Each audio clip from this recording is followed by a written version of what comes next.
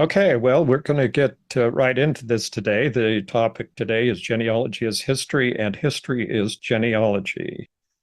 And this particular presentation is being given at the beginning of the Roots Tech Week. Any of you who want to watch Roots Tech online, there will be online programs all this week and for the probably the rest of the year, and they're all free. If you want to attend in person, you need to register and come to Utah, I guess. Okay, this is actually very true. Genealogy is history. We are talking about historical records. We're talking about people who are historical people. Anybody that you know that's famous is going to show up in our genealogy someplace because it's all history. And history is basically the story of people. And that's what we deal with. We deal with people. So let's get moving here. One of the things that I think is probably not too well known and is kind of a concern, not really, it's not kind of a concern, it's a real concern among genealogists and anybody else that's interested in history. This is in 2022, only 13% of the eighth graders in the United States performed at or above the National Assessment of Educational Proficiency in U.S. history. You probably would be down to virtually zero in world history. That is kind of the general statistic throughout the United States. It's kind of amazing what can happen if you start talking to people about historical events and just trying to see if they understand some of the basic history things that happened. A few years ago, I was teaching a class, had about a dozen people in the class, and they were all mature adults. It wasn't a bunch of children. And it was on genealogy and genealogical records. And I said, well, if you had an ancestor back in 1860s, you probably would know where to go to get some records about this. And they kind of looked at me like I was didn't know what I was saying. And then I said, no, the 1860s in the United States, you know what was going on there and why we would look at some records. And no, well, anyway, to fast forward that, none of them had a clue. I finally have to say, anybody recognize the United States Civil War, the war between the states, the North and the South? And they went, oh, was that back then? Oh, yeah. That's about all they knew. And they didn't, obviously.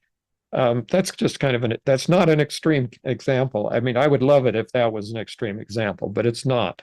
It's the kind of thing that goes on. And we're going to talk here a little bit about this. So, first of all, I'm going to say that trying to do genealogy without knowing history is like trying to fly without wings. I mean, you can throw a rock up in the air and it'll come right back down and hit you in the head if you don't jump. But it's not flying. And that's the same thing with genealogy. You're just simply not doing genealogy if you are not aware of the history and the context of of the people and the places and the dates that you're putting into your genealogy. And I'm not criticizing the people who do that and who understand it all at all. I mean, I think it's phenomenal that people uh, genealogists that I know are extremely well versed in down to the dates and names and places of everything that went on and when their ancestors lived. But I think we can get into some ideas here. It doesn't take you more than just a few minutes if you're aware of the context of the history to go on to any online family tree and here in this particular presentation, I'm going to be picking a lot on the FamilySearch Family Tree. The reason for that it has nothing to do with the structure, basis, or content or setup of the family tree, of the FamilySearch Family Tree.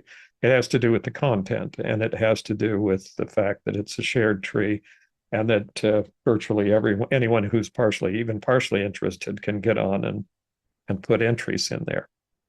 But all the examples that I'm going to use today were taken from the FamilySearch Family Tree. And one of the questions that always comes up, perhaps, is that when I give an example like this and I show it from the family tree, they say, well, did you change that? I mean, did you fix that? And I go, no, I have to not fix everything because I need some really interesting examples there. So a lot of this stuff's going to be still sitting on the family tree. You're welcome to go in and change it if you want. That's great. Anybody can make changes.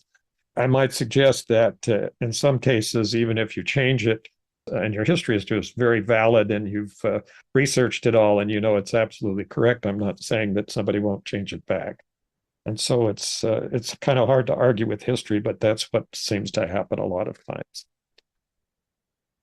And this is kind of an all-encompassing thing. We really need to be aware of the history of every jurisdiction that our ancestors lived in.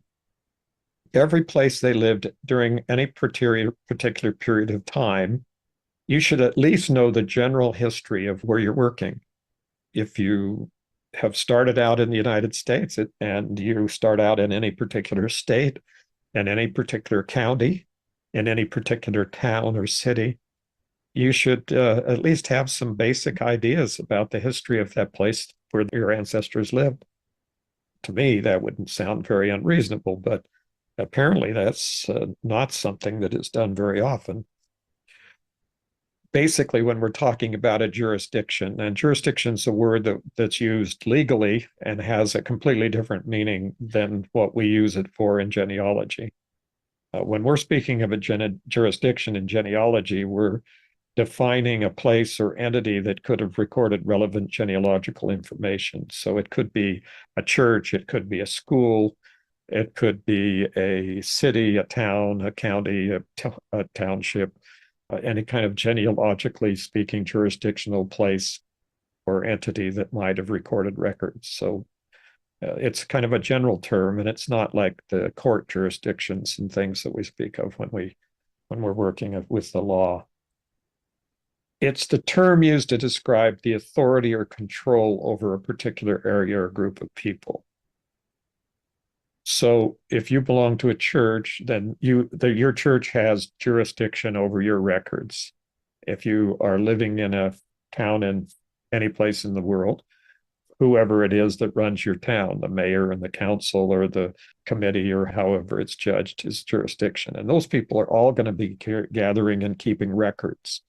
And as we go back in history, what we do is we have to identify those jurisdictions. We have to work with those jurisdictions in a sense of understanding what kind of records they have, and then find the records, in other words, where they're kept, and then get access to the records. So that's kind of old process of doing genealogy. Copying the records and putting the information in your family tree is kind of incidental. It's not, it's time consuming, but it isn't nearly as time consuming as the processes we spend of looking for and attempting to find and access records. And fortunately, with the large online genealogy programs today and all the records that are being digitized, the time we spent historically on that basis of looking for records and trying to determine where the records were kept has been condensed dramatically. So I'm spending a lot less time doing that than I used to. So let's start with a kind of an easily understood example, and we'll call that the use of vital record sources.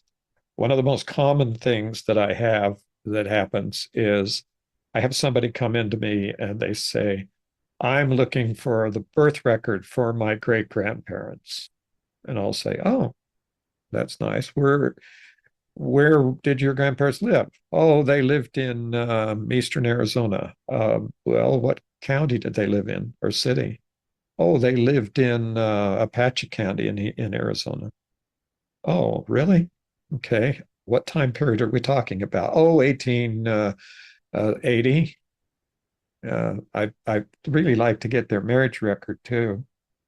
So I answer, I go, well, let's see if there are any records for that particular event or where we would have to start to look for them. Oh, well, I'm looking for their birth certificate. Oh, okay. Well, let's look at this example from the Family Search Research Wiki.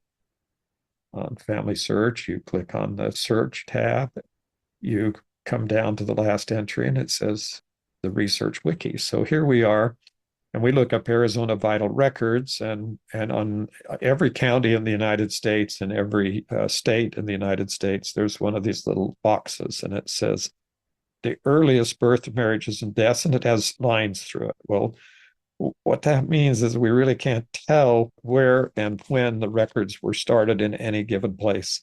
And the operative factor in Arizona, for example, is when the original inhabitants, other than the native population, came to the state. And they begin coming in any kind of numbers in the 1860s. And so by the 1880s, some of the pioneers were coming down from Utah to settle. And so some of the places there may be records as early as the 1880s, but there was no birth certificate. At that time, territorial legislation implemented the process of registering births, marriages, and deaths. And then you have to worry about where they were kept and what was. Birth records were kept on the state level, marriage records were kept on the county level, and death records were kept on the state level. And then down below, you've got general compliance dates. Well, the general compliance dates means you can't count on finding either a birth, marriage, or death record until at least 1926. So that's kind of the situation that exists. And after 1926, it still didn't mean that the record was kept or that the record wasn't lost or somehow became unavailable. So asking for a birth certificate before 1926 from Arizona is maybe, maybe not. Before 1909 is a probably not.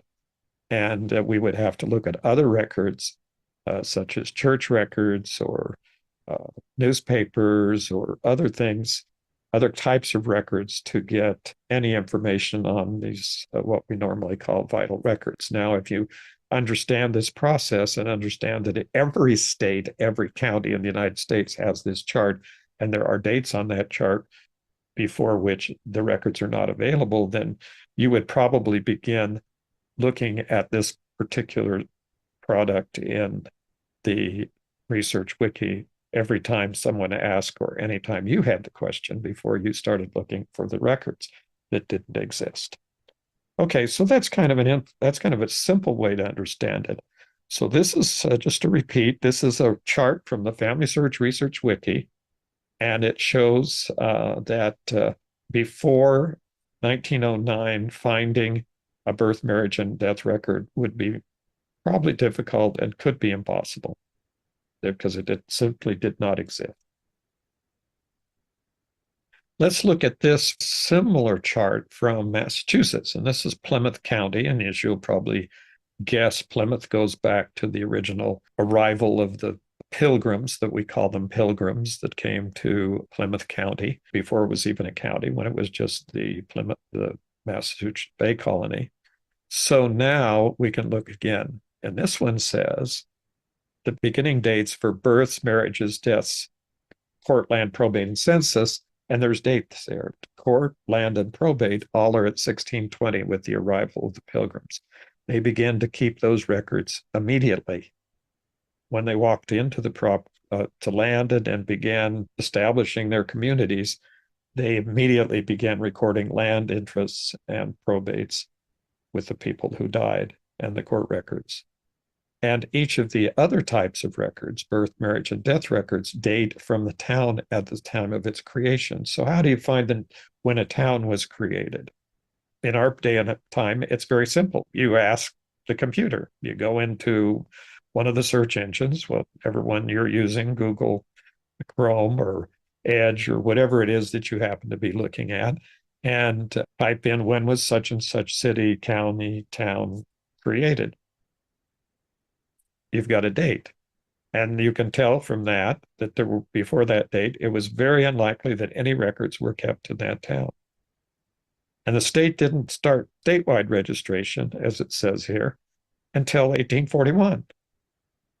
So even though you have records in Massachusetts going back to 1620, you're basically be looking in town records. Here's an interesting observation. I look at probably quite a large number of names every week for people, particularly looking for people who are doing research or ask me questions. And then I look at doing my own research. And I can tell you from looking at records in New England that I almost never see a reference to a town record. And I guess you can ask yourself, when was the last time you looked at a town record in New England, if you have New England ancestors, obviously.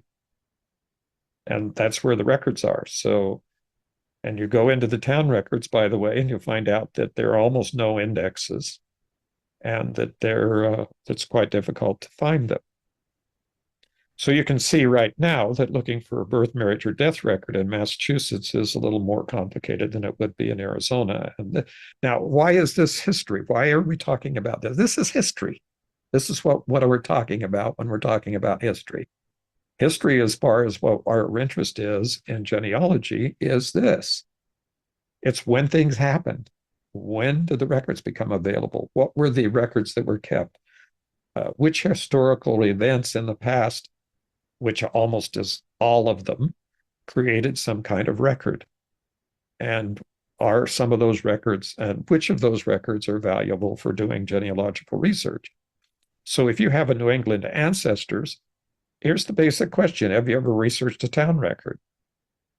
First of all, you're going to have to read the handwriting. But secondly, you'll find out that there's very few indexes to any of the town records. And then I wouldn't trust an index to a town record anyway, because there's always an idea on an index that you've got to have made a choice as to what type of people you're going to recover and focus on. And so basically what you have to do is start at the earliest record and just read forward and just take out all the names of your family members that you're looking for.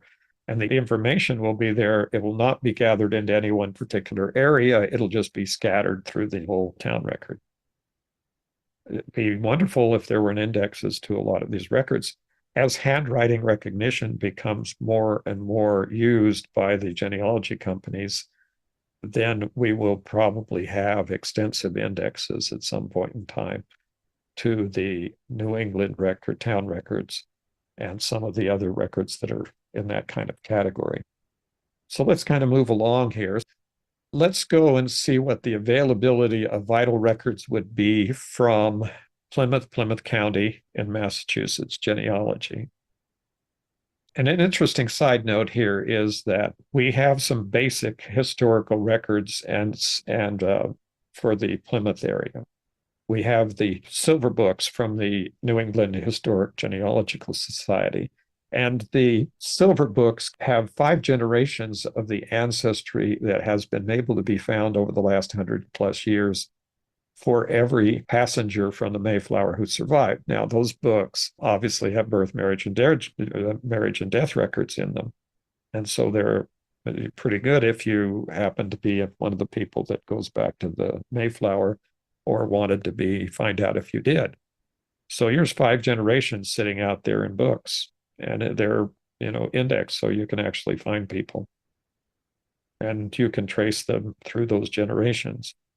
But if your people don't happen to be there from the Mayflower, then you need to go to these town records, and you'll see here that town of Plymouth kept annual town records.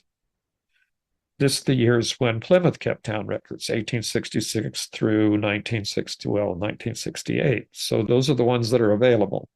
This is also in the FamilySearch Research Wiki. So it's something that we need to look at. But there's assumption somehow, I think, by some genealogists, obviously, some family historians, people that are interested, that when you look it up in FamilySearch, that's it. If the record's not there, you can't find it, then that's it. It's not available. Too bad. Well, there's a lot of records out there. Nobody kept these records from the time of Pilgrims or anyone else out there, with the idea that somebody was going to be doing genealogy research in the future. So we want to make sure we identify our records as genealogy records. Well, unfortunately, or fortunately, if I don't know which side you're on, but unfortunately for the genealogists, the records are not identified as genealogy records. They're just records. So when you learn about a town record for the town of Plymouth, Massachusetts, for example, then you might want to go look generally online and see if you can find it. In this case, this is a record I found in archive.org, archive.org,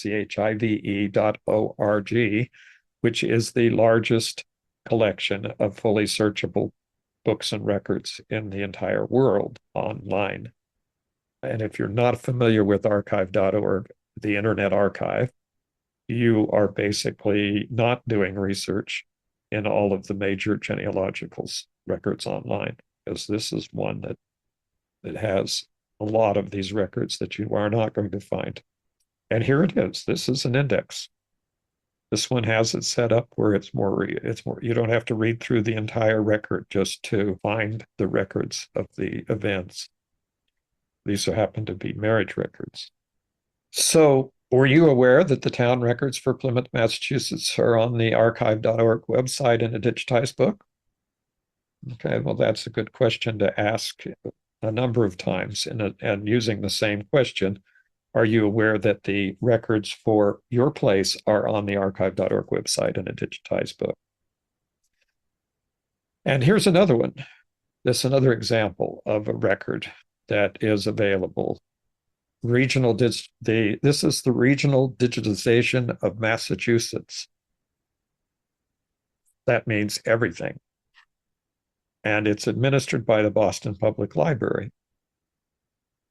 And so this is a particular collection, and it's the example and the lesson from this example is historical records are not always identified to the value of their genealogical content, and the big online genealogical websites don't have all the records. And so going out here to the Boston Public Library, if you're doing research in New England, is probably one of the go-to places that you'll want to go to if your people were back in that area. Now, the examples here that I give are examples, and they apply universally to the entire country and the entire world. No matter where you're going in the world, you have the same process of looking for records and identifying jurisdictions, meaning the places where the records could have been created. And so when you're doing research, you have to know the place. You absolutely cannot start doing research without knowing the place where an event occurred. And I'm talking about the actual event in a person's life that you're looking for, in any ancestor's life. So without that place, you're locked out of records. And by assuming that you can somehow look at records that generally cover everybody in the United States, which exist, is quite limiting, even though there are such records like the US Census records and military registration records and things like that. All of those kinds of things may be records countrywide. But then you run into another problem that occurs, and it's extremely common. It'd be surprised if it didn't happen every single time, and that is the same name, same person problem. And that is, you think your name's unique, just do a search on any one of the big websites for your surname and see how many records it turns up. There are hardly any really unique names.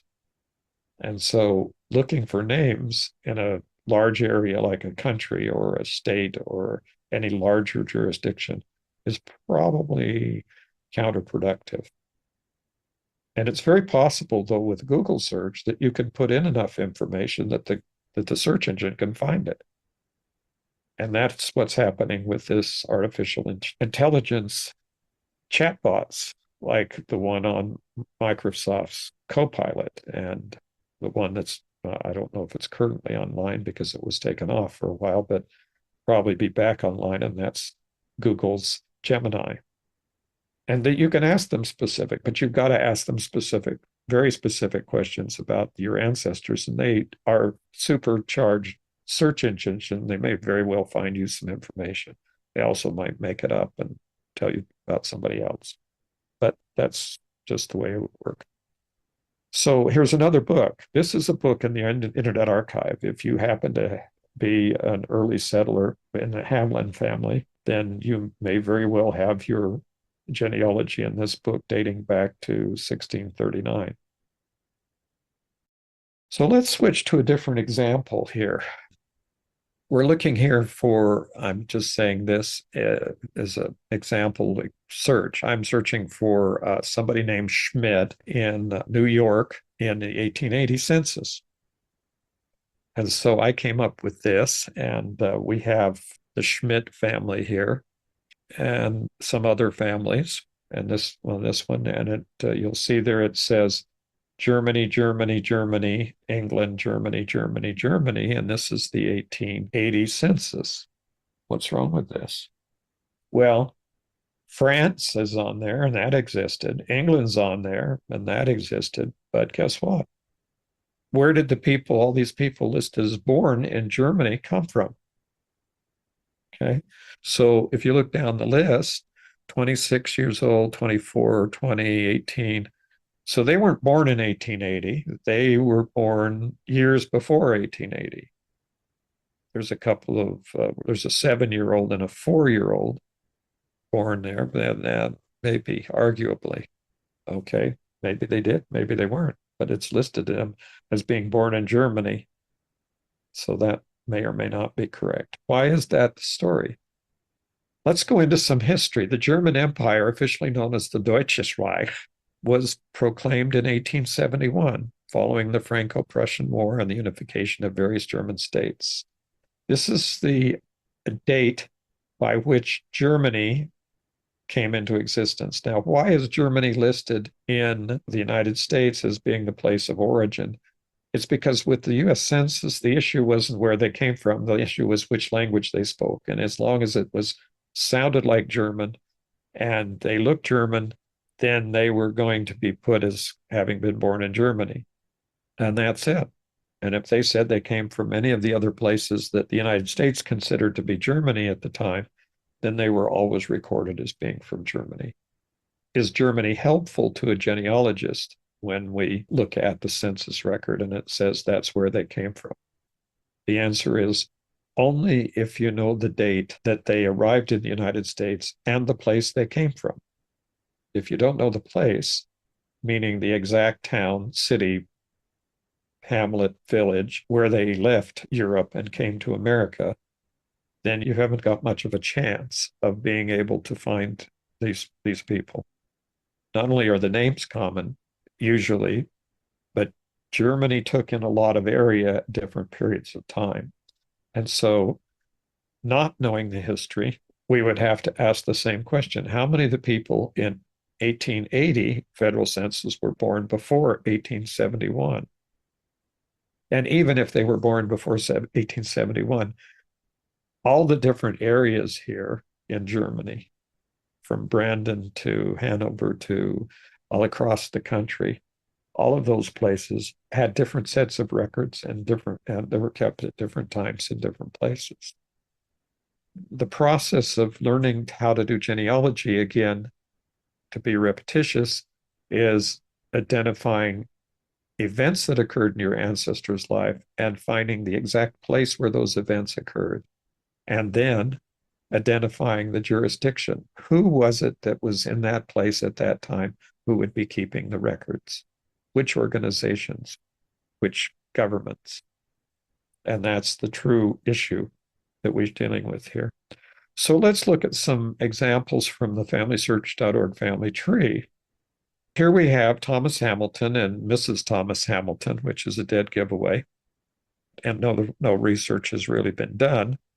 That was married in 1749 in Harrison, obviously, or by that designation, the convention here would be Harrison County to Kentucky. And then, of course, his father, whose name was William Hamilton III, was born in 1690, but he got married in 1719 in the same county in Kentucky. And these, as I mentioned at the beginning, these are actually screenshots of the FamilySearch Family Tree. So that's what's there. I'm sure it may not still be there today because somebody may have changed it, obviously, but they've been here for quite a while. Okay, so what's the story? The first story is where was Harrison, Kentucky, United States in 1719? And let's look at some dates here from history. Harrison County, Kentucky was formed in 1793 from parts of Bourbon and Scott counties. Now, why is that important? It's important because we're looking where the records could be located. Which county would have kept the records? And there's a long issue about whether or not they kept the same records, whether they moved to new counties, whether they stayed in old counties, whether they moved their way all the way across the state to the state archives or state library, or in other words, it's the process here is still asking more questions because even though we know that Harrison County was created in 1793, we don't know where the records from that were part of Bourbon and Scott counties were. Did they come to Harrison County? Did they stay in Bourbon and Scott counties? Were they moved someplace else? So finding the records is the first question. So the county was named after Colonel Benjamin Harrison, state Kentucky legislature, framer of the Kentucky Constitution, and an advocate for Kentucky statehood. So we need some more. So the United States Congress approved Kentucky statehood in February 4th, 1791, and Kentucky became the 15th state in 1792. I cannot tell you how many people in the family tree are listed as born in Kentucky before 1792. Where would you look for the records? Well, maybe you should know that Kentucky was part of Virginia before 1792. And the records may be in Virginia, not in Kentucky. And by the way, the United States became a country on July 4th, 1776. And so you weren't in the United States in 1719. So where were you? Oh, one of the British colonies, Virginia colony. And those happen to be English records. Oh, those are records of the country would be Great Britain. Have you ever looked for Virginia records in Great Britain? Okay, so there's the question. So where did this marriage take place? And it was added to the family tree, I'm making a note, in 2012 and has not been changed since 2012. I just thought I'd let you know that. Okay, so here's another one that ignores history. William Hamilton III is born and has 0 sources, and he was born about 1690. Okay, so this was copied directly from FamilySearch when the presentation was created in 2024. It's last changed in 2019. Okay. Remember, Kentucky was made a state on June 1st, 1792. So even if you were in Bourbon County, if he was born in 1690, he was born more than 100 years before Bourbon County, Kentucky was a state. And I might mention, we could go on, and I probably will, that there were no Europeans living in what was Bourbon County, Kentucky in 1690. And Bourbon County was established in 1785. So even if you tried, you would be still almost 100 years off of Bourbon County's creation. And the real issue is the 1690 date, because before 1792, Kentucky was part of Virginia. Harrod was established in 1773. Harrodsburg became Kentucky's first permanent settlement in 1774. Okay, so there were no settlements in what we now know as Kentucky before 1774. So any date that you see that says they were born in Kentucky and it's before 1774 is just simply not historically correct. These examples could go on and on. As you can imagine, I could probably find many, many, many, many more of these examples. The real question, why is it important to do the historical research before entering the information into the FamilySearch family tree or any other family tree? In other words, it would just help like your life and the life of reality in the world, because these people who have put this information in the family tree, it is absolutely imaginary. It is just nothing but never, never land. None of this could possibly be correct. Let's get to the real one here. This is Major Richard Morgan, Sergeant Major, and supposedly born in 1676, died in 1763, married about 1710, etc., in Virginia. And then his father, which is really interesting, was born in 1653, which is about 30 years after the arrival of the Pilgrims. And do we even know if people had gotten to, well, they had gotten to Virginia because Virginia people predate the Pilgrims. But this is Shepherdstown, Jefferson County, West Virginia in the United States. Okay, 1675. We got an English one. We would do the same kind of checking on the English date, but we know England goes back before 1760, so it's probably not it. We would just have to see if there were any actual records. So let's move in and see when all this happened. West Virginia was formed from Virginia in 1863. That's 200, almost 200 years after that marriage. Okay, so here's an argument that comes up. We're recording it in the place where the event occurred and where it would have occurred if it had happened today. In other words, we're putting down the place where we might go to look for the records. And the question is, why would you be able to go back and look for records in a place that didn't even exist and where there were no Europeans? Where are the records going to be? They're not going to be in Shepherdstown, Jefferson County, West Virginia. That's absolutely for sure. Shepherdstown was formed in 1762 and Jefferson County was established in 1801. Now, where do I get all these dates? Google. Just look it up. Just look up when was Shepherdstown established? When was Jefferson County, Virginia established? Okay, so that's basically the idea here. I didn't make this stuff up, by the way. This is not fake stuff that I put in here because I wanted to have examples. These are actual examples from the FamilySearch family tree. But why don't I make the changes? Well, I said that some people literally will have to die before these changes can be made.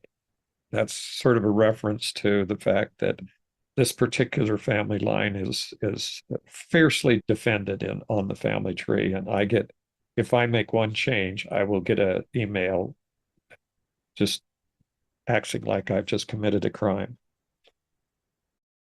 So now where did most of this information come from if you want to get it accurate and down to the day? That is the Atlas of Historical County Boundaries from the Newberry Library in Chicago. And this is a map that's an interactive map that'll show you where all these places were on the map historically, overlaid over a current map so that you can see where it went currently. So this is Virginia back in 1754. And then what happened later when you got into Kentucky, then you did. So where was this one? Frederick County. So if you go in here, you'll find that Shepherdstown is what was established. What county was Shepherdstown in when it was established in 1762? So that's kind of the thing. And the answer here is it was Frederick County. It was in Frederick County, Virginia, when it was established. But that's years almost 100 years after the so-called event that's recorded in the FamilySearch Family Tree. So here's the next question is, we see here source is 0. And the question is, where are the records that support the dates that don't match the history? And who are these people? And where did we get these names? How do we know? By the way, Morgan, Jones, Brown, and about 3 or 4 others are absolutely the most common names in Wales that exist, and in lots of other places in England and around the world. But this is where my Morgan family came from Wales. And so these names that are made up here are simply what? And there's 0 sources here, which means we have no way of telling where this information came from. How did this person come to the conclusion that Edward Morgan was born in 1653? Is it historically possible that John Morgan, born in 1609, could have gotten married in Maryland in about 1640? So here's John Morgan, supposedly born in 1609, dies in 1699, and he's married in 1640 in Maryland, British colonial America. And his father is from Glamorgan, Wales, and the wife's father is from Bridgewater, Somerset, England, but he got married here in British colonial America.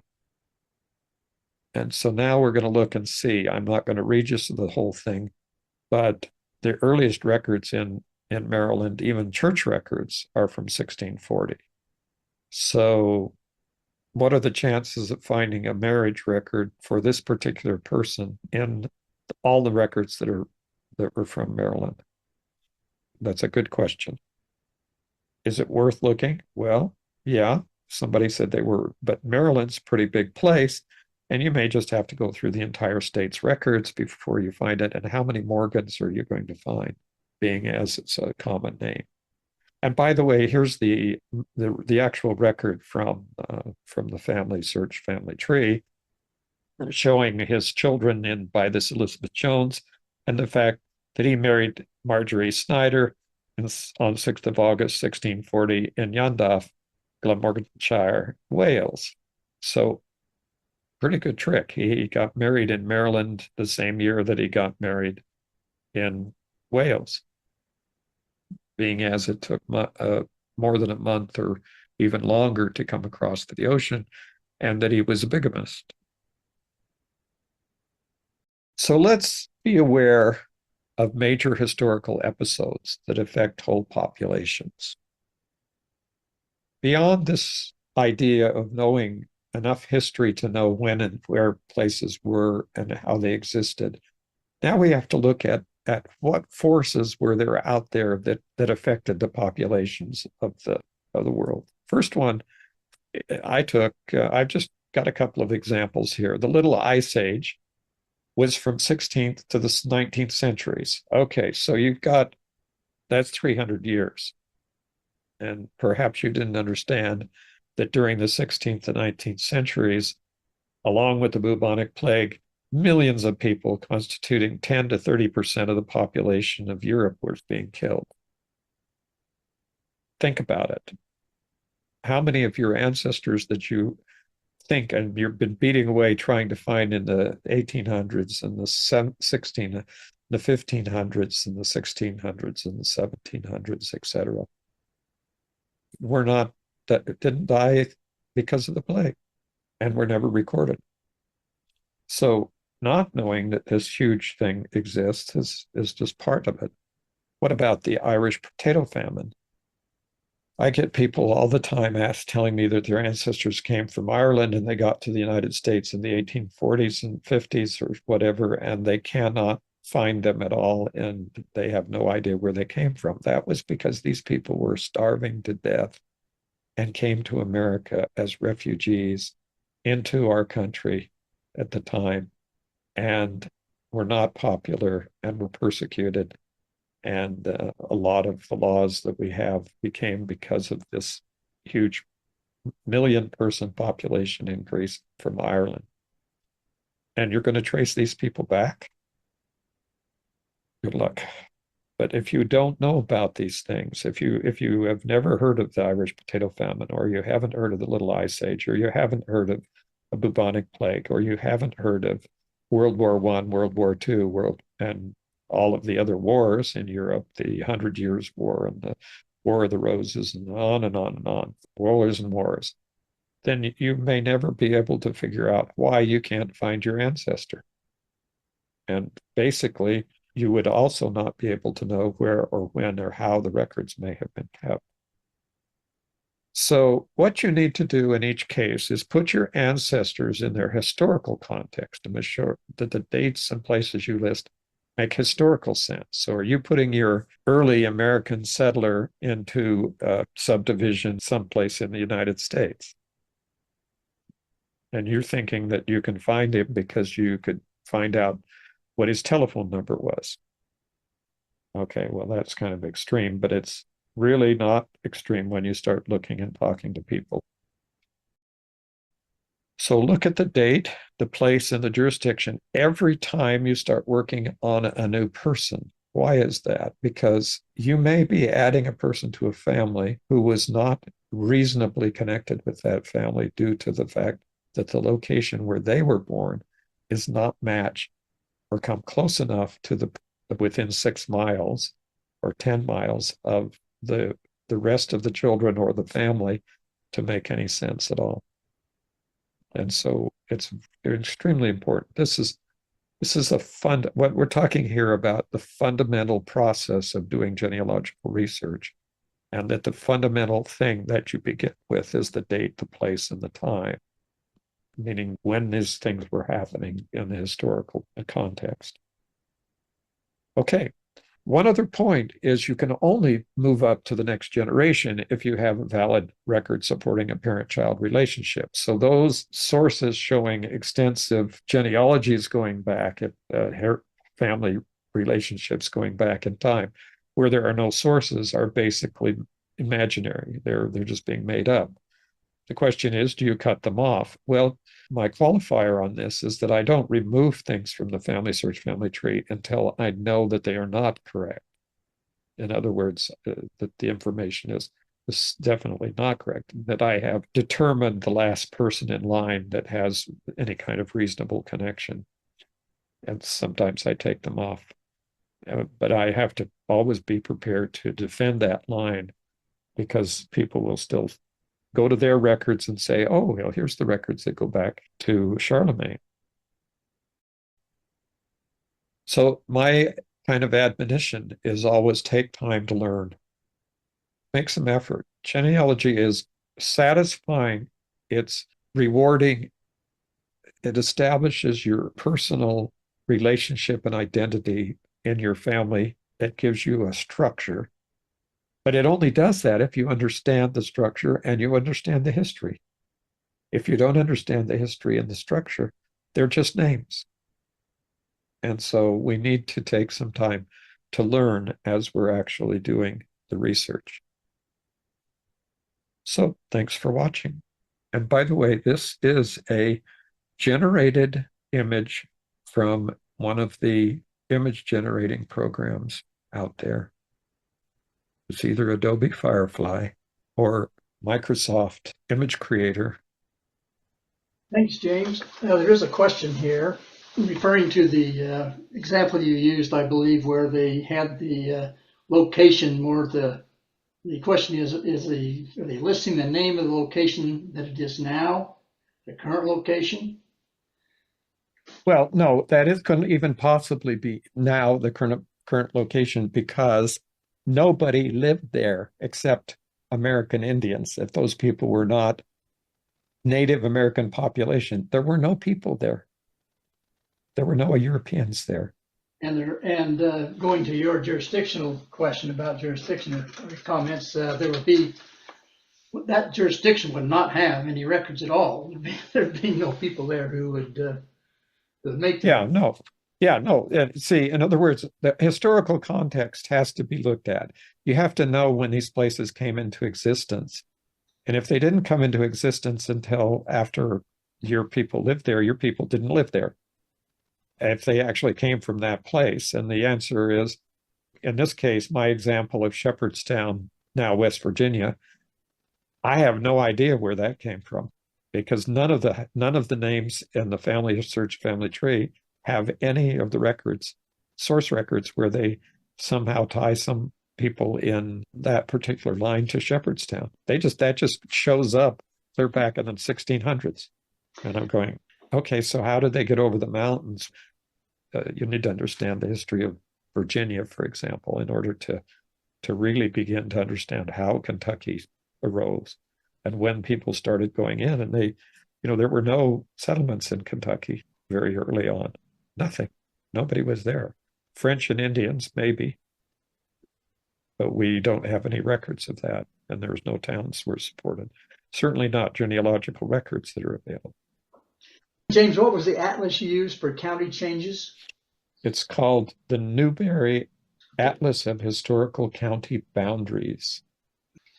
And you just look it up. It's just Atlas of Historical County Boundaries. I would suggest, I'm very, very familiar with the website. It's marvelous. It shows you basically the changes that occurred in every state and every county and has the references to all of the state statutes and records that created all the jurisdictions. It's just a gem of a research place. And it's my go-to place. Every time someone says they came from this county, I go click, click. Oh, well, it couldn't have because that county wasn't formed until whatever. Oh, well, then where would the records be? Well, now we have to look. Now we have to find out which counties that came from and then go in and find out if those counties have the records.